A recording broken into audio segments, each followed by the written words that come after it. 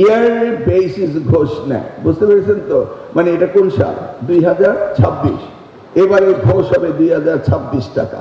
শুরু করেছেন একটি নতুন প্রজন্মকে নতুনভাবে তাদের দৈহিক মানসিক সব কিছুর জন্য ভালোভাবে হয় সেই যাত্রা তিনি শুরু করেছেন।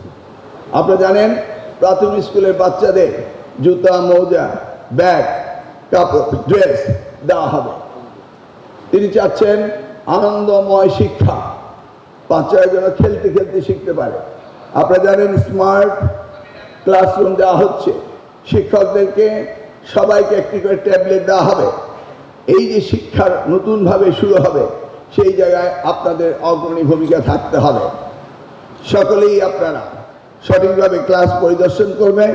আপনারা করছেন কিনা ওই স্মার্ট ক্লাসরুম এবং শিক্ষকদের কাছে যে ট্যাবলেট থাকবে সেখান থেকে কিন্তু সেটাও বেরিয়ে আসবে যে আপনারা সঠিকভাবে সুপারভিশন করছেন কিনা।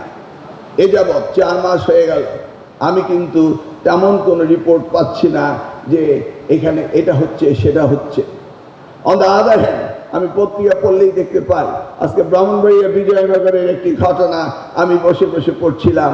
একজন সেখানকার শিক্ষা অফিসার, সে নাকি ইয়ার বেসিস ঘোষ নেয়, বুঝতে পেরেছেন তো? মানে এটা কোন সাল? 2026। এবারে ঘোষ হবে 2026 টাকা। গত বছর ছিল 2025। তাকে 20 বার ট্রান্সফার করা হয়েছে, পানিশমেন্ট দেওয়া হয়েছে। He doesn't care. Now if it is true, he will face the music. It's not the previous government, it's the newly elected government under the leadership of Honorable Prime Minister Tariq Rahman. You have to be straightened up yourself. এবং সেই ব্যবস্থা আমাদের করতেই হবে। আমাদের প্রাথমিক শিক্ষায় 32,500 শিক্ষক, হেডমাস্টার, সেটা 2017 সাল থেকে আমরা নিয়োগ দিতে পারিনি। ইতিমধ্যে আরো 17,000 শিক্ষক রিটায়ারমেন্টে গিয়েছে। কত বড় দুর্ভাগ্য আমাদের জীবনে যে একটি অ্যাসিস্ট্যান্ট টিচার তার জীবনের শেষ প্রান্তে এসে প্রধান শিক্ষক না হয়ে তিনি রিটায়ারমেন্টে যাচ্ছেন এবং হতে পারছেন না শুধু আদালতে একটি মামলার কারণে। সিম্পলি মামলা হলেই আটকিয়ে যায় শিক্ষা ব্যবস্থা। কিন্তু আমি জানি এই শিক্ষা ব্যবস্থা সকলের জন্য প্রয়োজনীয়। আদালতে মাননীয় আদালত যারা বিচারক রয়েছেন তারাও শিক্ষাকে গুরুত্ব দেন, আমরা সকলেই দেই। কিন্তু আমি জানি না কোন অবহেলার কারণে, এইভাবে মামলার জটের কারণে শিক্ষক নিয়োগ দিতে পারছি না। গ্রামান্তরে গিয়ে দেখুন, একজন হাত তুলে বলুন আপনার এলাকায় কয়জন হেডমাস্টার নেই বলুন, যে কোনো একজনে বলুন, জাস্ট আরবিট্রারি ফিগার কত পার্সেন্ট? আমি নরসিংদী থেকে এসেছি, আমি একে হাসান মাহবুব। আমরা পলাশ উপজেলা অবস্থান করি। প্রায় 18টা প্রাথমিক বিদ্যালয়ে ভারপ্রাপ্ত হেডমাস্টার দিয়ে পরিচালিত হচ্ছে আমার জানা মতে। ধন্যবাদ স্যার। আমি ডিপিওতে জিজ্ঞেস করছি, আপনাদের অধীনস্থ, আপনাদের আন্ডারে যতগুলি স্কুল রয়েছে কত পার্সেন্ট স্কুলে হেডমাস্টার নেই বলতে পারেন একজন দাঁড়িয়ে? কেউ বলছেন না নাকি? বলুন বলুন। মোর দেন 50% নাকি? মোর দেন 50% আপনাদের হেডমাস্টার নেই। 40% স্যার।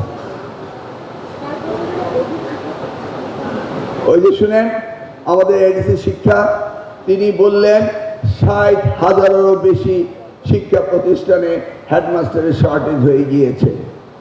2017 সাল থেকে মামলা চলছে, কত না শিক্ষক রিটায়ারমেন্টে চলে গিয়েছে। আমি মন্ত্রী হওয়ার পরপরই এই শিক্ষক নিয়োগ দেওয়ার জন্য ল মিনিস্টারের সাথে কথা বলছি, অ্যাটর্নি জেনারেলের সাথে কথা বলছি। মনে হচ্ছে এই বিষয়টি কারোর কগনিজেন্সে নেওয়ার প্রয়োজনই নেই। এইভাবে এদেশের শিক্ষা ব্যবস্থা চলতে পারে না।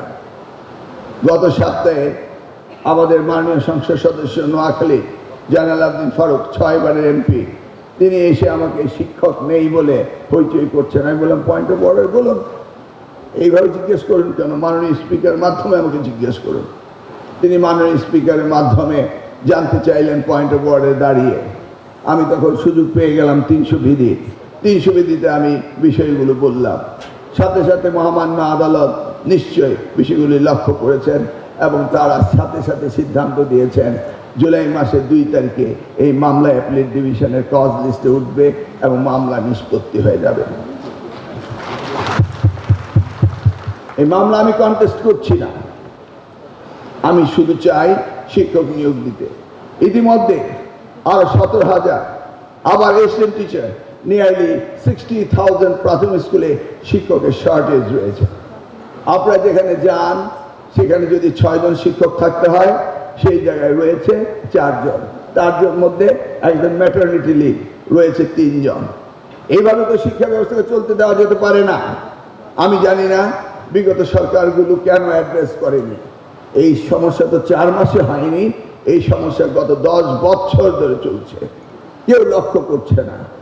চাই মনে পড়ে ওই সাউথ আফ্রিকার ইউনিভার্সিটির গেইটে সুন্দরভাবে লেখা আছে, একটি জাতিকে যদি ধ্বংস করতে হয় তাহলে নিউক্লিয়ার বোমের দরকার হয় না, শিক্ষা ব্যবস্থাকে ধ্বংস করলে একটি জাতি ধ্বংস হয়ে যায়। নিশ্চয়ই সুপরিকল্পিতভাবে এই জাতির শিক্ষা ব্যবস্থাকে ধ্বংস করে দেওয়ার জন্য এই কাজগুলো চলছিল। আমরা তা হতে দিতে পারি না। আমরা